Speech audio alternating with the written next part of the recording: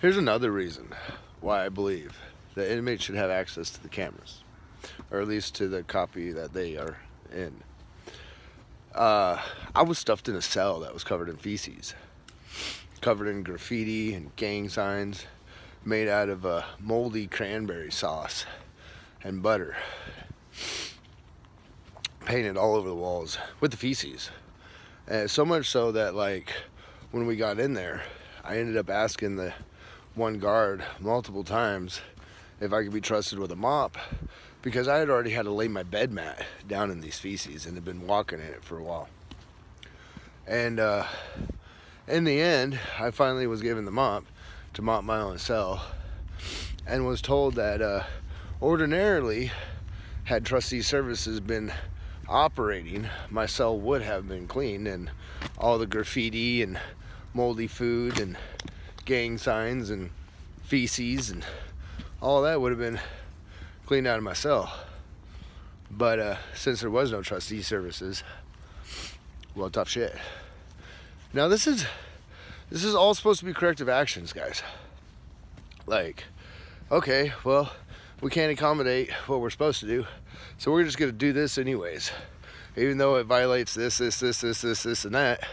And, well, since the inmate doesn't got a copy of all this, well, we're gonna get away with it. Yeah. Clark County Jail. As they keep telling me, welcome to Clark County. Welcome to Clark County. It ain't the Hilton. What the fuck are you breeding in there? You keep wondering why so many more people are homeless. So many more and more and more and more. And then you put them through these mental health things through the court system, which the graduation rate is less than 21%. So the growing homeless population is growing, and the graduation percent is less and less. And we wonder why this is just keep getting worse right here in our county. It's not like everybody's moving into our county. There's not a lot of new homeless. There's not a lot of new people, you know. It's a lot of our own citizens. It's kind of an interesting concept. And everybody says fear Clark County Jail, fear the sheriffs, fear the VPD. I don't so much fear the VPD. They got their own problems, but that fucking jail, it needs the 14th Amendment applied. You know, it needs the fifth, not the fifth. It needs all the amendments applied back into that thing. It's like it's its own country. Hell, I was forced to take antipsychotics or some shit. I don't even know what the fuck the medication was that they forced me to take, even though I had already paid my bill. I filed a tort and I tried filing a grievance about that, and neither one of them were heard. Or, you know, they actually said that they received my tort filing 5 months before I was put in jail and closed the case. So, yeah. You know, if an inmate doesn't have a copy of anything that is relatively viable to them, anything could happen to them in that fucking place. You know? And then anything can happen to anybody on the outside by the way they're treated in there. And we keep blaming a lot of the wrong people. We're not holding our higher powers to accountability. Anyways, this is why I am pro inmate access to the CCTV cameras.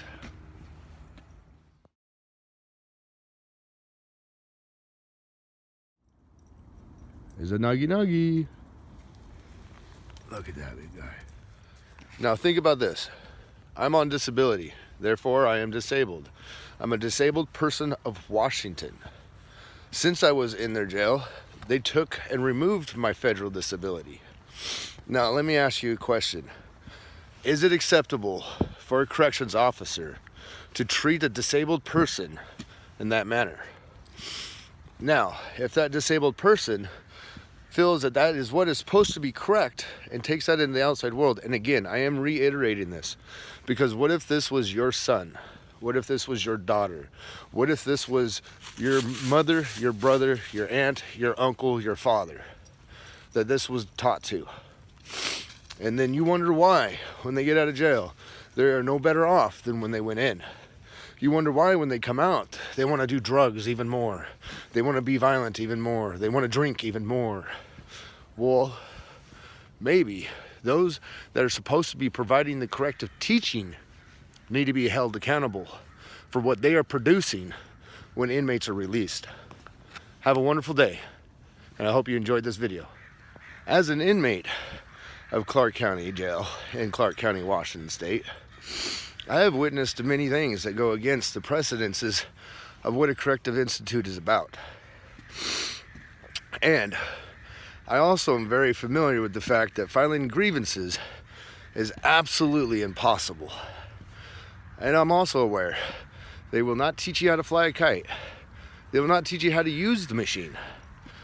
This is problematic.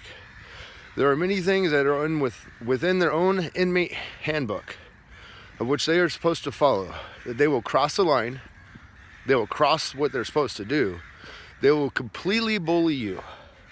And when you go to file a complaint and ask for the relative CCTV cameras, it can disappear before you're given a chance.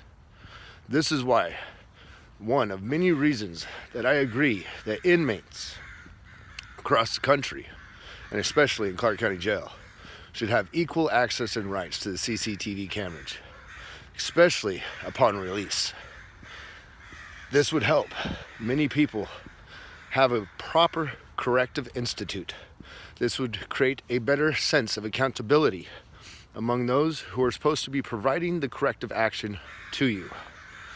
This would also help those who have been through things as an inmate that are just simply unacceptable. This would help those in administration and judicial help determine the types of people, programs, and corrective functionings that would work.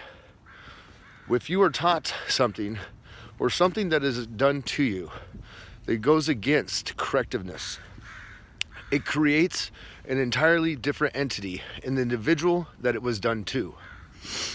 For example, I posted a video earlier about, as an inmate, I was told that I was denied toilet paper. They didn't like me. I was denied toilet paper for 45 minutes while after having acidic diarrhea. Now, I tried to complain about this. I wasn't allowed a grievance. I filed a tort. They said the evidence was gone by the time the tort was filed. Now, I was ridiculed, mocked at, bullied, laughed at, denied toilet paper. This is not a corrective process. Here's one of many things that it could produce in an individual. An individual could then take that to the outside world and treat other individuals the same way. Now, this is very concerning when it comes to treating an elderly person this way or a child. If you are taught in the Corrective Institute, in the jail, that this is an acceptable form of treatment while incarcerated, then you will take that acceptable form of treatment to the outside world. I myself will not. I know what wrong is wrong, and that is wrong. Now, if I'm not the only one this was done to, if there are others in that ward that were done to in this manner, okay, that is very bad.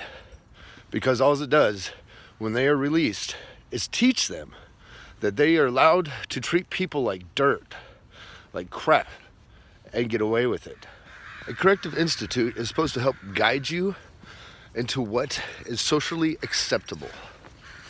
Not to bully you, torment you, torture you, pick on you, or anything outside of proper, helpful, authoritative correction. Many things happen behind and inside the walls of a jail. Clark County Jail is like a kingdom of its own. It can close down to access to anyone. It closes down to access to lawyers. It can close down access to judges. They deem who is allowed in and who is allowed out. They deem who is allowed footage of the CCTV cameras and who is not. They have their own authority. So, how can you go against something like that? It's their word against yours. And as far as they're concerned, their word is the word of God. First, let's discuss what a corrective institute is. A corrective institute is a place where your liberties and freedom to travel across the country have been limited to correct the actions of what you were supposedly have done. I say supposedly because those that are incarcerated aren't always guilty of the offenses or crimes. You can be incarcerated prior to seeing a judge for any length of period of time. And until you see the judge and have pled guilty or are found guilty by a jury, you are supposed to be presumed innocent until otherwise.